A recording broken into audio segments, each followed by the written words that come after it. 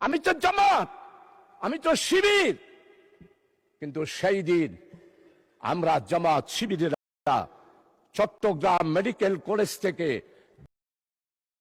দেশনেত্রী বেগম খালেদা জিয়াকে সালাউদ্দিন কাদের চৌধুরীর আহ্বানে জামাত এবং শিবির সেই দিন বেগম খালেদা জিয়াকে আমরা উদ্ধার করেছিলাম। 1997 সালে দেশনেত্রী বেগম খালেদা জিয়া বৃহত্তর বিরোধী দলের নেতা ছিলেন। চট্টগ্রাম মেডিকেল কলেজে গেলেন, অবরুদ্ধ হয়ে গেল।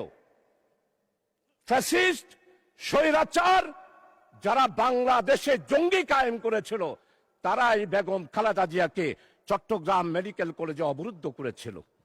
আজকে আমাদের মরহুম শহীদ সালাউদ্দিন কাদের চৌধুরীর ছেলে আছে হুম্মাম কাদের, আমাদের সম্মানিত অর্থমন্ত্রী, চট্টলার কৃতি সন্তান, যার পরিবারে উনার আব্বা নয়, উনার দাদা থেকেই মন্ত্রিত্ব ওনারা পেয়ে আসতেছেন। সেই রকম সম্ভ্রান্ত পরিবারের সন্তান উনিও দেশনেত্রী বেগম খালেদা জিয়ার সাথে মেডিকেল কলেজে ছিলেন। আজকে সম্মানিত অর্থমন্ত্রী, আপনি স্বীকার করবেন, সর্বপ্রথম টেলিফোন করেছিল মরহুম শহীদ সালাউদ্দিন কাদের চৌধুরী আমি শাহজাহান চৌধুরীকে।